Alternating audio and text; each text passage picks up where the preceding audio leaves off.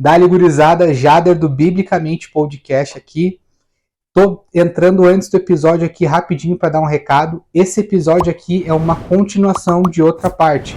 Então, se tu não assistiu a parte anterior, fica ligado, dá uma olhadinha no nosso canal, Instagram, Spotify, nas nossas redes sociais, que a gente já tem uma parte anterior.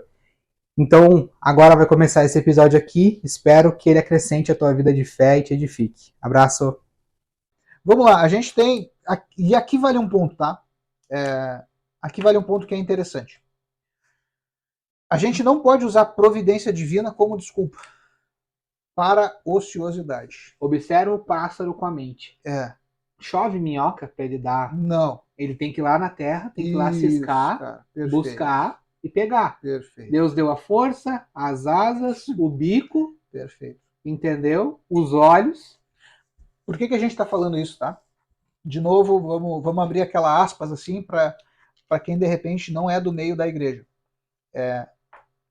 Cara, desde a origem, a gente vai ver isso, desde a origem da igreja surgiu a ideia de que se Deus prover, então eu não preciso fazer nada. Sim, é um pensamento bem fraquinho, né? Péssimo, péssimo. No contexto que a gente vai ler de 2 Tessalonicense, qual que era a ideia? Paulo vivia dizendo, Jesus voltará, o Senhor voltará, o Senhor voltará. Uhum. Qual foi o raciocínio dos caras? Cara, já que o Senhor vai voltar, então eu não vou mais trabalhar. Vou pegar minha rede. Vou esticar. Quando Jesus voltar, eu vou para o céu e acabou. Paulo combate isso veementemente, a gente vai ver. E esse pensamento não acabou lá, esse pensamento vem até hoje, de gente que fica nessa coisa de não, Deus proverá, Deus proverá. De boísmo. Realmente, de boísmo. O cara tá de boa. Cara, com certeza Deus proverá. Só que é o que o Jader falou. Quando eu observo a ave, não chove minhoca para ela comer. Sim. Não chove frutinha no ninho para ela comer. Não, ela tem que pelo menos ir atrás. Ela não semeia, ela não colhe e ela não tem armazém. Sim. Mas pelo menos sair do ninho e ir atrás ela tem que ir. E que tem uma muito forte agora, eles chamam de geração nem. Nem estuda e nem trabalha. E é os caboclos de 30 anos que mora com o pai e acha que é normal. Eu não tô falando de exceção, tá? Tem pessoas com deficiência. Sim. Não tô falando disso. Eu tô falando do cara normal, consegue andar, consegue ler, consegue escrever, consegue respirar, morando com pai e com mãe. Tá errado, cara. Não, vamos ler aqui antes que eu me indigne. Calma, respira. Olha lá, Efésios 4:28. Paulo vai falar de um cara que se converteu. Aquele que roubava, não roube mais. Óbvio, beleza. Mas, ele vai falar, pelo contrário, trabalhe. Fazendo com as próprias mãos o que é bom. Para o que tenha só o que comer? Não. Para que tenha o que repartir com o necessitado. Aí, eu tô na rodoviária. Rodoviária. Tinha uma boa desculpa para seguir, mas eu falei, não, eu tenho que repartir. Então, Paulo, ele tá dando mas vários... eu não roubava, tá? Paulo, ele tá dando vários conselhos de vida prática, e um dos conselhos é o seguinte, cara, quem roubava, não roube mais. Em vez de roubar, trabalhe. Por que a gente tá falando isso, gente? Porque o cristão precisa entender essa relação de provisão divina com também o teu trabalho. É necessário. Ai, Deus me chamou para fazer, vou viver do ministério. Amém. Quer viver do ministério? Paulo vivia do ministério e trabalhava. Sim, fazia tenda, né? Fazia tenda. Inclusive, acho que esse texto aqui que a gente vai ler, não é? Não é esse outro? aí. Esse aí é mais brabo ainda, a gente vai chegar lá.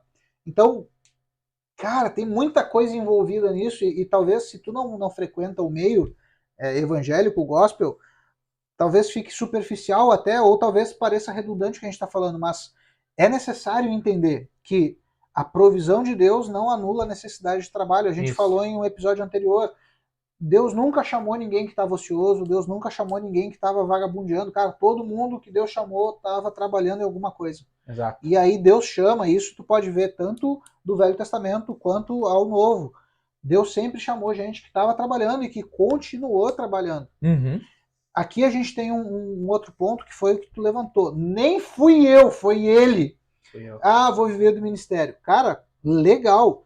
Paulo vivia do ministério, e hoje eu estava lendo, quando ele sai das sinagogas e passa a ensinar na escola de Tirano, fazendo um cálculo mínimo. Paulo lecionou no mínimo 3.120 horas de exposição bíblica. 3.120 horas. Tem calculador aí? Sim. Tem. O que quer calcular? Vamos ver quantos dias é. Tá, tu já tem o cálculo de Não, dias? eu não lembro. O cara falou, mas eu não lembro. Vamos botar... Eu sei que é 2 ou 3 anos, 5 horas por dia. Ah, é. De segunda a sexta. Aí. 3.120 horas. Se isso não é trabalho... preparar uma aula, e fora o preparo da aula. E do que Paulo estava falando? De construção de tenda. Não, Paulo estava trabalhando, ensinando a escritura. Sim. Ele passou 3 finais de semana ensinando na sinagoga, discutindo e comprovando com o texto que Jesus era o Cristo. Quando os caras disseram, não, a gente não quer mais ouvir, ele vai para a escola de Tirano, aluga uma sala ou tem permissão para usar uma sala, e ele passa esses 2 ou 3 anos ensinando todos os dias, das 11 às 4 da tarde, aquilo que Jesus fazia e aquilo que a escritura dizia sobre o Cristo. Então, viver do ministério não é viver ocioso. Exato. A gente precisa fundamentar isso aqui também, embora o nosso público talvez nem seja esse, mas vale a pena a gente perceber. E o próprio Paulo vai combater essa ideia de ociosidade no texto que a gente vai ler. 2 Tessalonicenses, capítulo 3, do verso 6 ao 12. Eu vou ler na King James, se tiver alguma coisa diferente aí tu me ajuda. Beleza. Caros irmãos, em nome do nosso Senhor Jesus Cristo, ordenamos que vos afasteis de todo irmão que vive sem trabalhar. Cara, pode acabar o podcast aqui. Claro que não, a gente vai seguir. E, portanto, não anda de acordo com a tradição que vocês receberam de nós. Olha o que Paulo está falando, gente. Não é o João das Couve, não é o Zeca, não é o Jader, não. É o apóstolo Paulo, o cara que foi convocado pelo Cristo ressurreto. Ele diz o seguinte: ordenamos que vos afasteis de todo irmão que vive sem trabalhar, e que, portanto, não de acordo, ou seja, não vive de acordo com a tradição que vocês receberam de nós. Porquanto vós mesmos sabeis como deveis seguir o nosso exemplo, pois não vivemos de forma ociosa durante o tempo que estivemos convosco. De forma desordenada, ele diz aqui.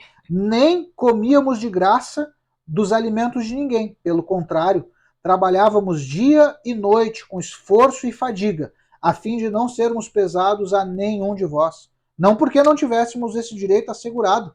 E se tu quiser ler e entender sobre os direitos dos apóstolos, 1 Coríntios capítulo 9, sim, Paulo vai dar uma aula dos direitos dos apóstolos. E falando em esforço, né? Falando em esforço. Na época não tinha carro, não tinha farinha para vender no mercado. Tinha, mas... Não tinha o cacetinho, não 6 tinha horas da pão, tarde. Não tinha margarinazinha pronta, não. Precisava fazer muita coisa de forma manual. Então, quando fala em fadiga, era um cansaço bem diferente do que a gente vive hoje. Sim. Era outra época. Isso. Onde que eu parei? No final do 8. 8. A fim de não sermos pesados a nenhum de vós. 9. Não porque não tivéssemos esse direito assegurado, mas porque era o nosso objetivo dar a vocês o exemplo de nós mesmos, a fim de que vocês nos imitassem. Quando ainda estávamos convosco, vos ordenamos isto. Pega essa regra, irmão, para a tua vida, e pega essa regra para quem convive contigo. Quem não quiser trabalhar, também não coma. Deu. Fechou. Pois fomos informados de que alguns entre vós andam desocupados, sem querer trabalhar e se intrometendo na vida particular dos outros. A esses, no entanto, ordenamos e admoestamos no nome do nosso Senhor Jesus Cristo que, trabalhando em paz, se alimentem do seu próprio pão. É a famosa, né? Se alguém não quer trabalhar, não coma. Não come. Então, providência e trabalho não são coisas que se excluem. Não. Providência requer trabalho. E existe também no trabalho o descanso e a confiança na providência. Sim. Entende? É a história do passarinho. Vamos voltar. Olhem para as aves. Elas não semeiam, não colhem, não armazenam. Deus sustenta elas. Então quer dizer que tu não vai semear, colher nem armazenar e Deus vai te sustentar? Não.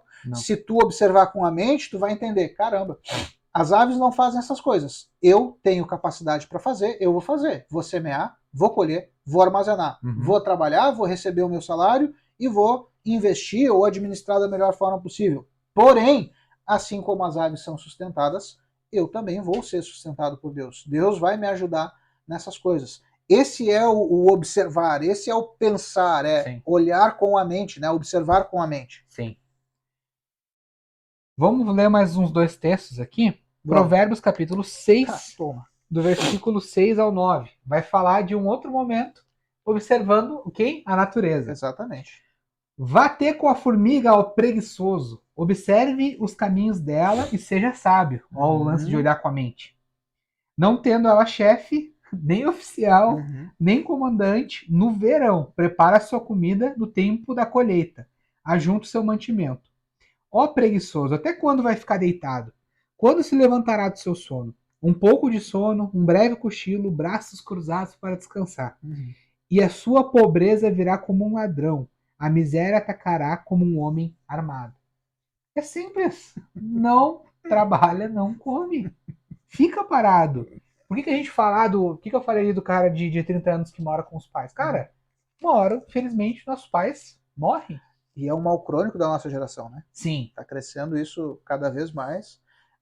O cara que vai morar sozinho descobre que a cama não se arruma sozinha. Que as roupas não se lavam e se dobram e se guardam sozinha. E ainda tem o fenômeno, né? Do cara que saiu da casa dos pais, casou, divorcia e quando divorcia volta a morar com os pais. Outro. E aí ele vive só do que os pais botam na mesa e o dinheiro dele ele usa só para ele, para festa, para comer o que ele quer, fazer o que ele quer, gastar no que ele quer. Paga uma internet ali em casa, acho que é o... Quando muito. Quando muito. Quando muito. Ah, vocês estão falando de mim. Não, a gente não está falando de ti. A gente está falando de um mal crônico da sociedade. Não é nem só do Brasil, isso é do mundo. Tem outro texto ainda em Provérbios, capítulo 19, dentro dessa mesma ideia que a gente está falando. 19:15, diz assim: a preguiça faz cair em sono profundo, e o ocioso passará fome. Quem não quer trabalhar não come. E tem o 12:24 também, né? E o 12:24, exatamente. Que é pertinho do outro que tu já leu lá antes. O homem esforçado dominará, mas o preguiçoso ficará sujeito a trabalhos forçados. Ah, então eu vou olhar para a formiga e agora eu vou viver só trabalhando no verão para não trabalhar no inverno. Pô, cara, se tu tiver condição de viver assim, show de bola. Mas não é isso que o texto está dizendo. Sim. O texto está dizendo é que a formiga, mesmo sem ter um chefe, um supervisor, alguém cobrando e dizendo, trabalha, trabalha, trabalha, mesmo assim a formiga trabalha ordenadamente para se sustentar durante o período de inverno, onde ela não vai sair.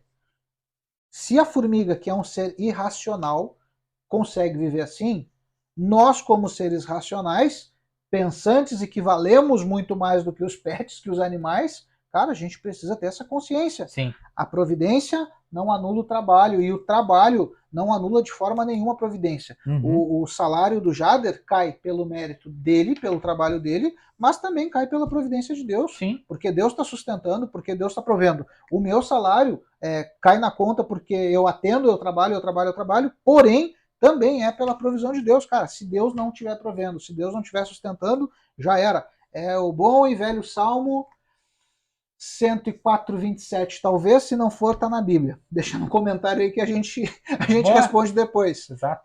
Todos esperam de Deus que lhes dê o alimento no tempo oportuno. Dando-lhes tu, os homens recolhem e enchem-se de bens e estão alegres. Quando tu recolhes a mão, os homens adoecem. Quando tira-lhes o ar, o que acontece?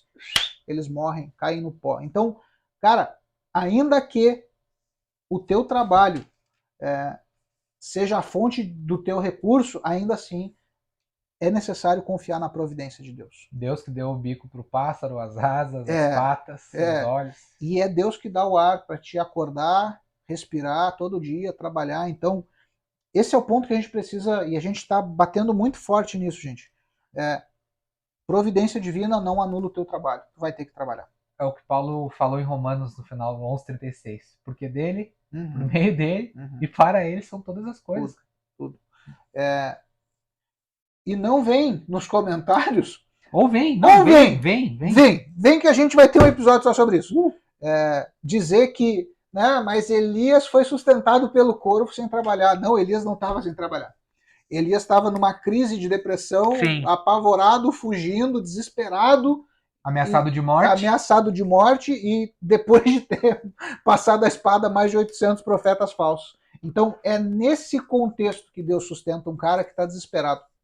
Mas Elias trabalhava, ele era profeta de Deus, e ele tinha um encargo, e ele vivia desse encargo.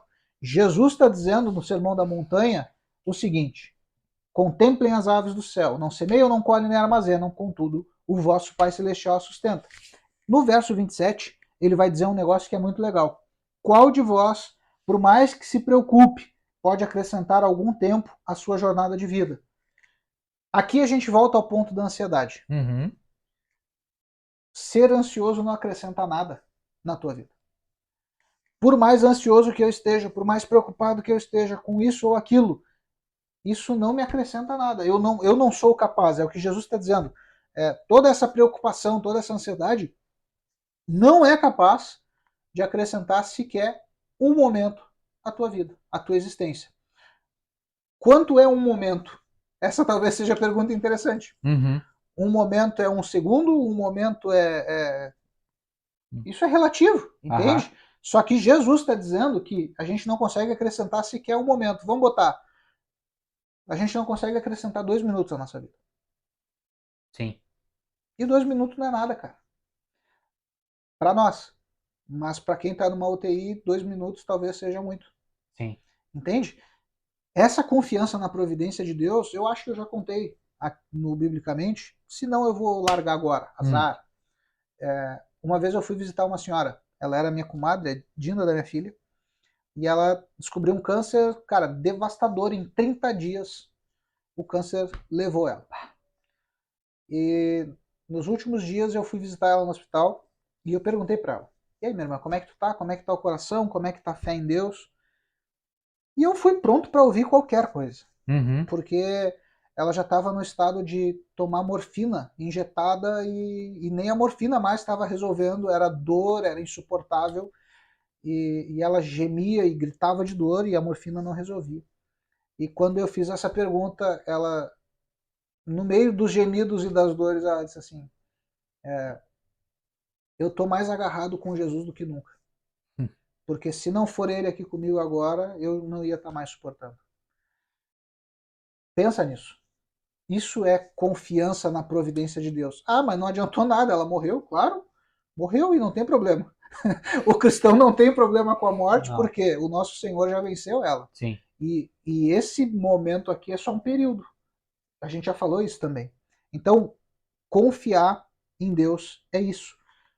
Ansiedade não te leva a lugar nenhum. Ah, Zeca, é fácil falar, difícil é viver. Eu sei disso, gente. Eu sei que não é fácil lutar contra a ansiedade. Não é. Porém, existe uma solução. Qual é a solução? Confiança em Deus. Para isso é necessário profundidade, intimidade. Não é mera crença. Tu não vai vencer a ansiedade acreditando que tu vai ser alguém melhor amanhã, não. Não. A gente vai vencer quando a gente conseguir fazer o que o salmista disse lá. Entrega o teu caminho ao Senhor, confia nele, e o mais tudo ele fará. Boa, excelente. Vamos seguir então? 28, né? Versículo 28 de Mateus 6. Como é que tá aí? Diz assim: e por que se preocupam com o que vão vestir? Observem como crescem os lírios do campo, eles não trabalham nem fiam. Eu, porém, afirmo a vocês que nem Salomão, em toda a sua glória, se vestiu como qualquer um deles. Ora, se Deus veste assim a erva do campo, que hoje existe e amanhã lançada no forno, não fará muito mais por vocês, homens de pequena fé. Vamos até o 30, depois a gente avança no 31. Mesma história das roupas, né? A gente já comentou aqui. Eles não teciam as próprias roupas, antes dependiam exclusivamente de cada nutriente da terra para que possam se desenvolver. O convite de Jesus é o mesmo, né? Tu já viu um lírio andando? Nem a pata ele tem. E olha, ele tá lá, bonitão, sim, firmezinho. Sim. Já viu ele indo buscar água no rio? Não. Chuva. Vem regar. É um nível de confiança. É por isso que a gente precisa observar. O convite de Jesus é o mesmo, né? Sim. Então, antes ele fala sobre observem as aves do céu. Agora, ele muda o foco, ele diz observem os lírios. Não tecem, não fiam, e nem Salomão teve uma roupa tão bonita. Jesus está falando das flores do lírio, né? Sim. E quem é que supre, quem é que alimenta, quem é que nutre, quem é que providencia todo o nutriente necessário para que o lírio possa ser tão belo e exuberante quanto é? É o lírio? Não, é Deus. Então o que Jesus está dizendo é isso, gente. E esse é o ponto. E a gente está, eu acho até que a gente está se alongando demais em uma coisa que é muito simples. Sim. Confiar que Deus vai fazer o que for necessário. O que o lírio faz? Cara, o lírio só está ali. Só cresce.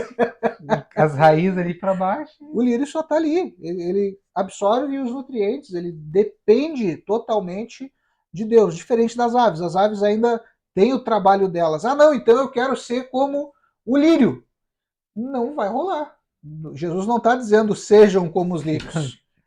Mas vai ter que ficar parado, então, enterrado numa terra. Jesus não está dizendo.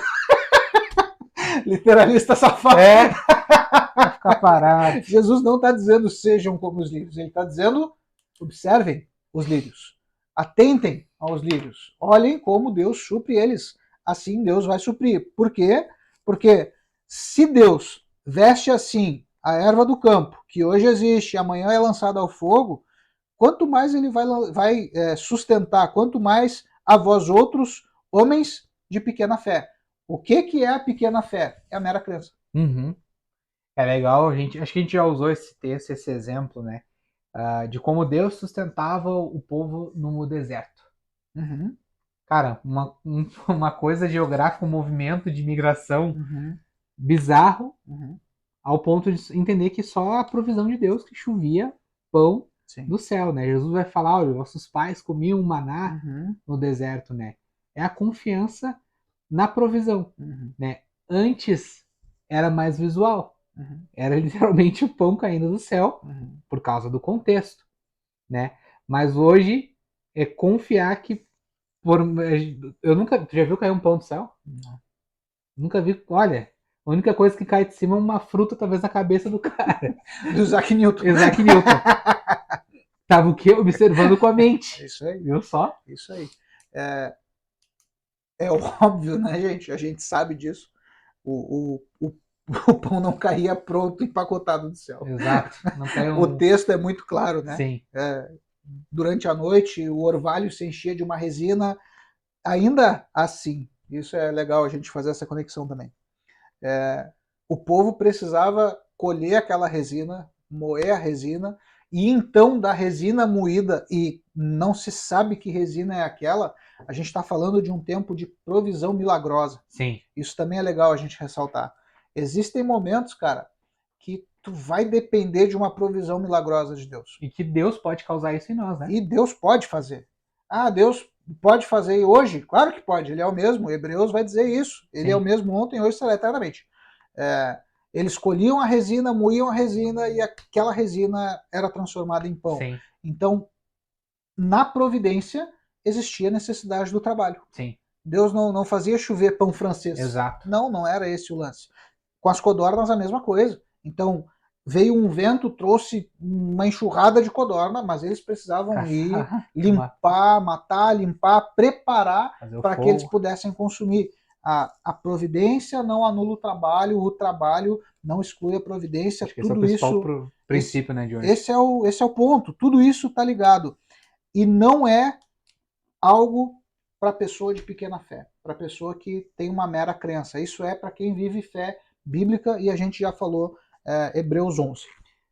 31. Portanto, o segundo portanto, Toma. Não se preocupem dizendo que comeremos, que beberemos ou com que nos vestiremos, porque os gentios, aí é o povo que não cria em Deus, né? É que procuram todas essas coisas. O Pai de vocês que está no céu sabe, ele repetindo isso, né? Ele falou no início do Mateus 6, está falando aqui, que vocês precisam de todas elas. Mas, então, não vamos se preocupar. O que a gente tem que se preocupar? Busquem em primeiro lugar o reino de Deus e a sua justiça, e todas estas coisas, isso é o evangeliquez, né? Busquem o reino Todas de as Deus e coisas. todas as coisas. Não, Uhum. todas estas coisas, a providência, Uhum. lhes serão acrescentados. Portanto, o último, não se preocupem com um dia de amanhã, pois o amanhã trará os seus cuidados. Basta ao dia o seu próprio mal. Então, a gente não tem que se preocupar com o trivial, Uhum. né? Ele fala no 32 ali, né? Os gentios é que procuram, essa palavra procurar, Tem aí a definição, né? uma delas é anelar, procurar diligentemente. Uhum. Anelar fala de um desejo profundo. Ardente, profundo. Acho que deve, será que tem sentido a ver com o dedo anelar? De aliança, de compromisso? Não sei, não pesquisei. Posso ter ido longe, né? Larga nos comentários Larga se nos tu souber comentários. e no episódio especial a gente vai Mas falar pode sobre fazer isso. total sentido, anelar, o dedo Pode, do anel, pode. de aliança, né? Sim, o desejo de um compromisso. Mas o anelar é um desejo profundo. Uhum. Então, não, os gentios, os que não creem em Cristo, é que tem esse desejo profundo de juntar, Uhum. de armazenar em celeiros, de Uhum. correr e viver, e se resumir, Uhum. abrir mão de todas as coisas, de muitas coisas, ou priorizar a busca pelos bens ou pelas providências E a ostentação, e né? a Que tá ostentação na moda na nossa tá época. acima de Deus, Uhum. né? É o não servir a dois senhores. Uhum. Ninguém pode servir. Então, isso é o significado de procurar. Não é não trabalhe, Uhum. não. É trabalhar e confiar na Uhum. providência divina. Trabalhar e confiar na providência divina. Não tem como não trabalhar Uhum. e confiar na providência divina. Não, tem que trabalhar, tem que ralar e tem que confiar em Deus Isso. assim. Então é a gente não se preocupar com o trivial, não viver. Viver dessa forma é um modo de pagão, de quem Uhum. não crê em Cristo, Uhum. né? Por quê? Deus conhece. O nosso descanso, a nossa confiança, ele sabe das nossas necessidades. Jesus repetindo isso mais uma vez. E aí tá. Eu ia falar isso antes e perdi o raciocínio. Agora eu lembrei. O texto que tu leu de Provérbios. A boa notícia anima o coração. A boa palavra. A boa palavra. Essa é a boa palavra que Jesus está dando para aquele povo. Exato. Deus conhece as nossas necessidades. Ele vai suprir. Sim. Como que eu vou lidar com a ansiedade hoje? Cara, pega essa boa palavra para ti. Deus conhece as tuas necessidades. Apresenta diante de Deus, ora. Em oração, súplica, ação de graça. graça, tudo o que a gente já falou, eu acho que está na parte anterior já. Eu te disse. Então, se é necessário uma boa palavra para animar o coração que está ansioso, essa é a boa palavra que Jesus está concluindo e trazendo esses 3 portantos. Qual é a boa palavra? Deus conhece as nossas necessidades. Uhum. Mas não há mais nada. Deus conhece as nossas necessidades. Não, mas é impossível. Não vou usar do evangeliquez, mas vou usar do texto. O texto bíblico diz que para Deus nada é impossível e nada no grego é nada, assim como tudo no grego é tudo. Sim. Então, se para Deus nada é impossível, então não vem com esse papo de que é impossível. Se tu tá trilhando o caminho da bem-aventurança, se tu tá vivendo uma vida de justiça, de intimidade com Deus, uma vida de oração, se tu tá te dedicando, cara, se tu tá te relacionando com Deus nesse nível, e se tu tem uma fé bíblica, nada é impossível. Uhum. Então, a boa palavra desse trecho que Jesus está dando para animar o coração ansioso é essa. Deus conhece as nossas necessidades. Ele sabe de todas elas. Não, mas isso só eu sei. Não. Tu e Deus, porque Deus te conhece lá do ventre. Tu nem tinha nascido. Davi vai dizer isso no Salmo 139. Eu era ainda uma forma, sem forma, e Deus já me conhecia e já sabia todos os dias da minha vida. Então, cara, essa é a boa notícia. Obrigado, Senhor. Lembrei em tempo oportuno. E aí, a gente tem o lado oposto, que está no 33. Quer reler aí na King James? Buscai assim, em primeiro lugar, o reino de Deus e a sua justiça, e todas essas coisas vos serão acrescentadas. Na prática, o que é buscar o reino de Deus? Acho que a gente conversou um pouco sobre o reino e se prega muito lá hoje. No Pai Nosso, né? Isso. A gente até leu esse texto aqui. Sim. Se prega, fala sobre o reino. Às vezes mistifica muito. Sim. Mas no final, cara, é obedecer a Deus. Uhum. Reino, a palavra, vamos entrar então, acho que é basileia, acho que uma das poucas palavras em grego que eu lembro. Basileia é domínio. Domínio de Deus. Quem domina, domina sobre algo. Ah, sobre quem? Sobre mim. Nossa. Onde tem que estar esse domínio? No meu coração. O que isso se reflete na prática? Eu vou trabalhar, eu vou fazer a minha parte, vou fazer o que está ao meu alcance com o recurso que Deus me deu, entendendo que meu trabalho não é para o meu patrão, não é para minha empresa, nem para mim mesmo, é para a glória de Deus, e vou confiar que se em algum momento essas coisas, as minhas forças não forem suficientes, eu for demitido, vier uma crise financeira absurda, não por má administração minha, né, um ponto importante, né, falando de providência. É ser diligente, né? O bom dispenseiro daquilo que Deus nos dá. Perfeito. Vou buscar o reino de Deus. O reino de Deus é eu acordar e trabalhar. O reino de Deus é eu fazer uma reserva de emergência. O reino de Deus é eu estudar para ter uma profissão. Isso é o reino de Deus também. E sendo textual, e a gente falou nas últimas duas partes, Sim. O reino de Deus é, Romanos 14, justiça, paz e alegria no Espírito Santo. Jesus já falou sobre o reino de Deus, ele já começou o capítulo 6 falando sobre justiça, e aqui de novo ele fala, buscar em primeiro lugar o reino de Deus e a sua justiça. E o que é justiça para Jesus, o que é justiça para Paulo e o que tem que ser justiça para nós? Colocar as coisas no lugar. Zeca, isso não tem nada a ver com o assunto, claro que tem. Existe o lugar da providência de Deus, mas existe o lugar do teu trabalho. Existe aquilo que é a parte de Deus e ele vai fazer, porque pela boa palavra, pela boa notícia, ele sabe as nossas necessidades, mas existe também a minha parte no processo, Sim. de colocar a mão na massa, de, no mínimo, sair do ninho para ir buscar o alimento, para trazer para o ninho de novo, eu estou observando as aves. Então, o verso 33 é um retorno e é quase que a conclusão, né, do que Jesus está dizendo, do que ele construiu ao longo desse capítulo 6. O reino de Deus, e é interessante também a gente fazer a conexão de novo com Romanos. Jesus está falando sobre comida e bebida. E lá, o que Paulo diz? O reino de Deus não é comida. E não é bebida. Entende? E o que é o reino de Deus? É justiça. E aqui Jesus fala de novo sobre justiça. Então, cara, para com esse teu evangeliquez besta e vem para a mesa com a gente, vem para a Bíblia.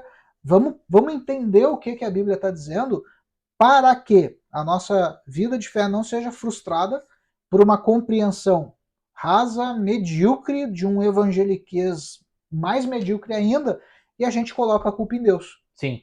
Sabe? Essa é a nossa dor, é por isso que a gente está indo muito longe nesse assunto hoje. Porque o cara não quer trabalhar, o cara passa trabalho e ele bota a culpa em Deus. E dá trabalho para os outros. E dá trabalho para os outros e coloca, não, Deus não tá, não. Deus vai suprir se tu colocar a mão na massa, colocar o reino de Deus em prioridade, mas tu tem a tua parte, tu tem que fazer. Tem um amigo meu que conta uma história, tá? Coisa rara, 7 anos na empresa, um pouco mais novo que eu. Coisa rara hoje em dia, né?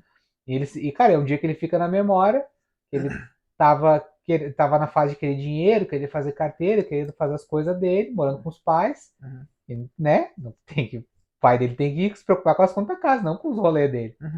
E ele saiu num dia ensolarado, foi entregar currículo numa faixa que tem várias indústrias, assim, lá pra minha região. Cara, tomou um suador, aquele calorão de janeiro, seco.